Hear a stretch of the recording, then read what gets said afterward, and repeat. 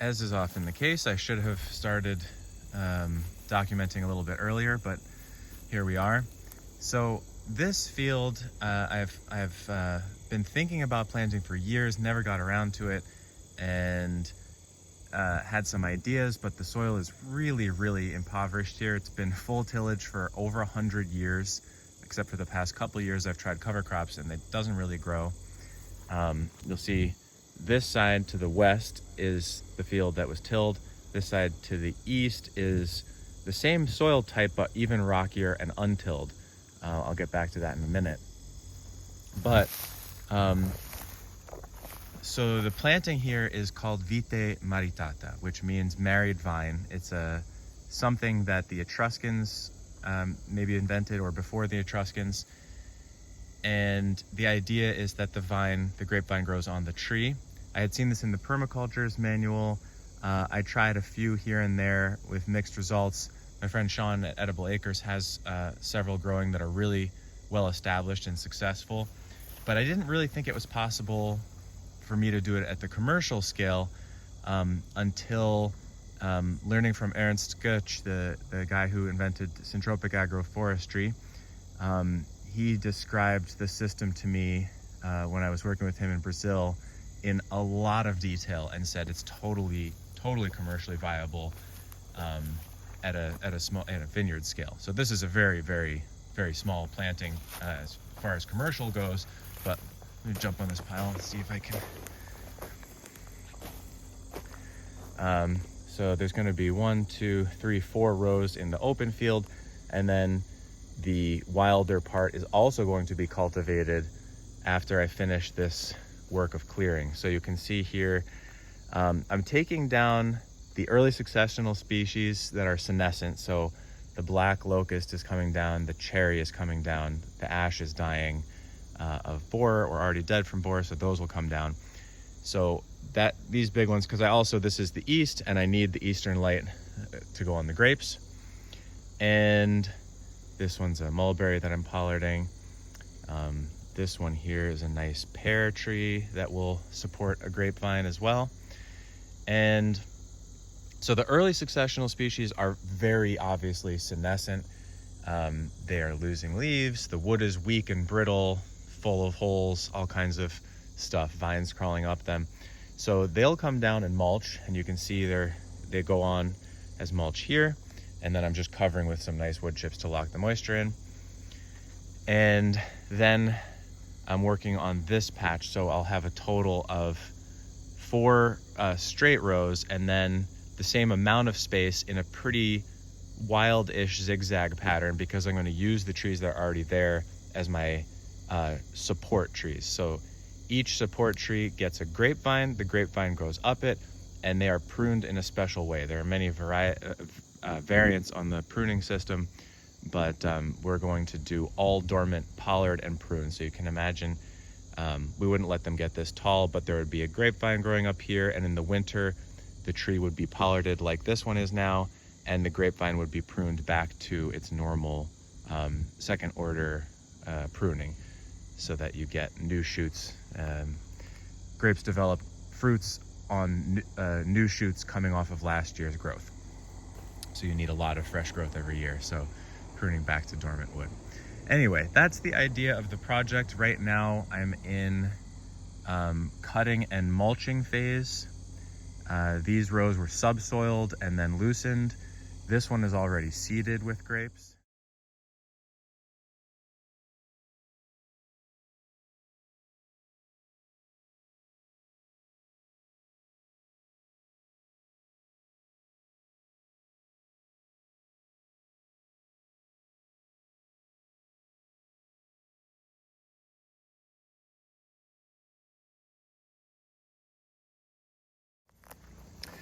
So in the rows where I ripped it with a subsoiler, it's loose pretty deep, not as deep as I wish, but next to the rows I put logs. The first day we were doing this, I had a lot of people because we were having a little workshop here. It was awesome to get that amount of help, but we put logs and then slash and then wood chips on top to lock the moisture in on both sides, and then just a little fine We actually sifted the wood chips on the center where the disturbed ground was right after seeding. So we have grape seeds every 2 meters, a little pile of grape seeds. I also will plant a cutting there of a known variety, but the grape seeds are sort of like a backup in case the cutting doesn't grow very well. We'll have a vigorous native grape seed that's growing that we can graft on later. And then right next to that on the other side, I'll plant rooted poplar cuttings. And there's also elm and maple, oak, lots of different seeds in the seed line for different trees that could take the space. And then there's also pear seeds that could went on the other side of the grapes, so that if the grapes grow on the poplar for a few years, and then the fertility is increasing in the field, then we can maybe switch over to the pears and have pear harvest above and grape harvest below.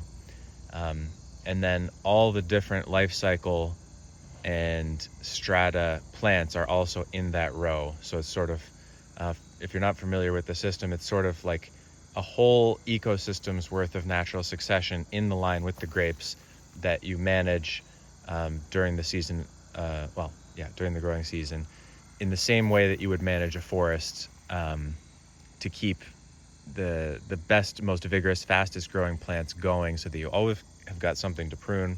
There's always something growing. So then on the outsides, we'll also put alliums and lilies to help the immune system of the soil and the grapes. And then blackberries. Blackberries and raspberries are also seeded in the row. So that's a little intro. It will be even more complicated than that. But so 4 rows of that. And then to the west, I may cut this a little bit, but I don't mind a little bit of western shade there. Not this tall, so I'll bring the canopy down. But to the east, we really need eastern sun. So the only trees that are going to be staying are like this maple, this oak. What is that? There is the pear and mulberry, and there's a few other elms and things in there, things like that in there that are a little bit longer cycle that are going to support grapes. So I'm trying to get a mother grape tree evenly spaced. The other cool thing is that there's going to be 2 really different systems in here. This is going to be a more orderly vineyard system with regular spacing, and the pollard height of the trees is probably going to be less than 10 feet, so that the grapes are hanging a little bit lower. And this one over here in the wilder area, I'm going to do probably a little bit higher, so maybe 15 feet. The thinking there is that part of the reason for growing the grapes on the trees is to get the grapes higher off the ground, so that they are less susceptible to fungal issues. So when they're really close to the ground, they stay humid for too much of the day, and that can lead to issues. So I'll be able to trial some of the systems, some of the models where the grapes are higher. So I can imagine this maple, for example, being pollarded at maybe this height, which is something like 15 feet, and then having the grapes grow from there to this tree, and having that actual, the vines connect between the trees in a somewhat managed, in a managed way. But so in this area, we would keep this one as a mother tree, this one. This is poison ivy growing on an ash, so that will come down. And then we'll have this one. This will come down. The oak will stay. So you can see, and there's another one behind this that would stay. So it's irregular but even-ish spacing. And it'll just, it'll get me very far ahead. In fact, when you model your plantings off of nature, it's usually that the solution is right there. So here's a grape going up the tree, and I'll actually keep this one just because it's so interesting. It's exactly what the plan is. So this is a good one. I'm gonna pollard probably right up there in the dormant season, and I'll pollard the grapevine, and then I'll leave this branch coming out this way. I'll leave that branch going out that way, and we'll set the grapevine up on these branches. So we'll sort of be many years ahead right at the beginning, so we can see what the whole system looks like and behaves like on maple trees anyway.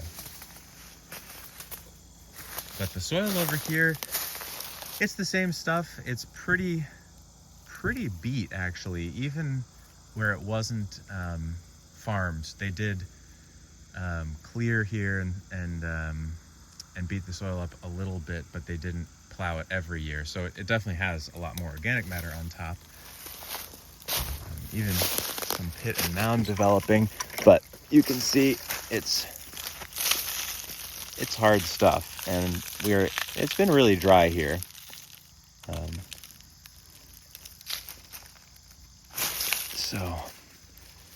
But these sort of bust apart relatively easily. That feels nice and soft and easy to do.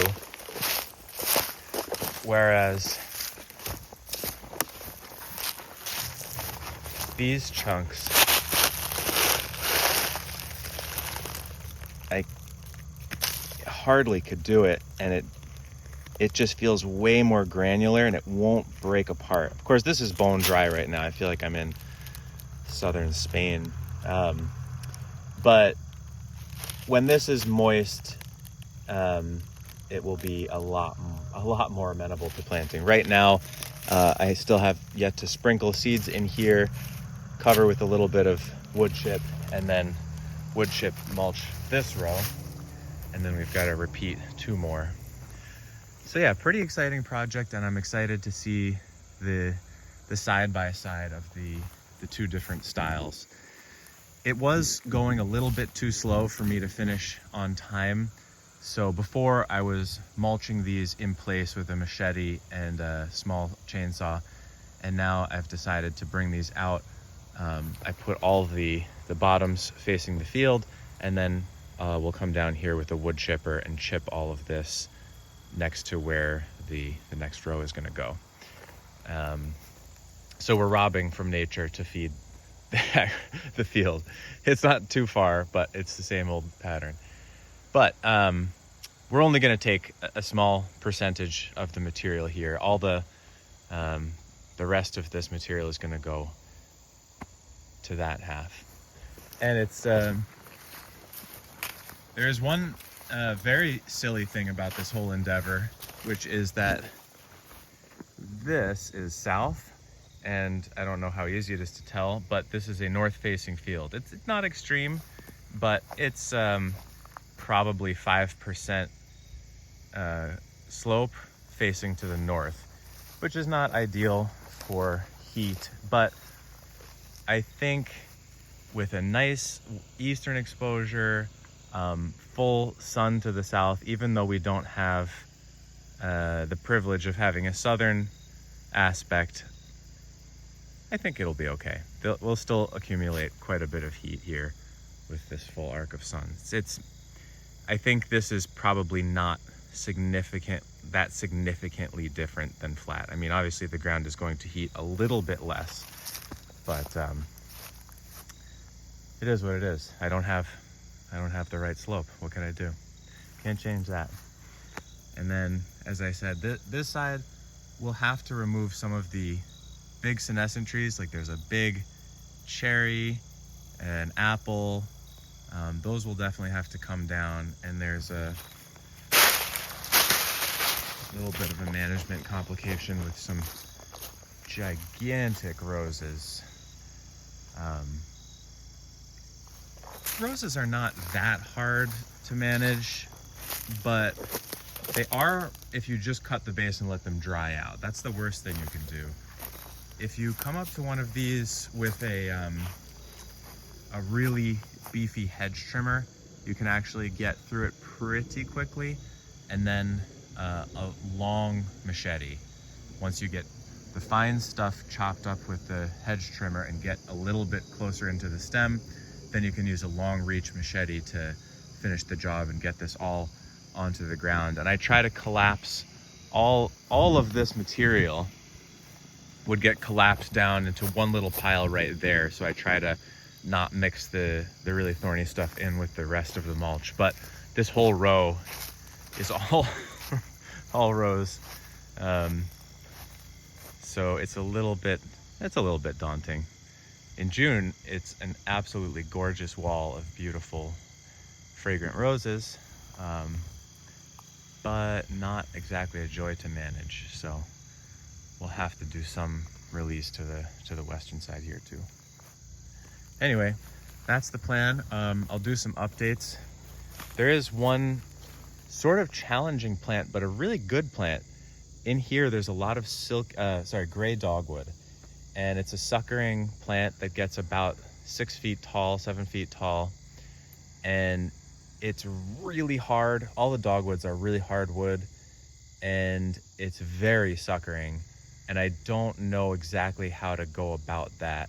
I think I'm mainly going to leave it and just manage for access to the individual trees that I plan on keeping and pollarding, because it's nice. It doesn't really want to get taller than 6 feet, and if I train the grape up the tree and leave a little bit of access space, then they will actually take care of the lower layer for me. So we'll play around with that idea and see what happens.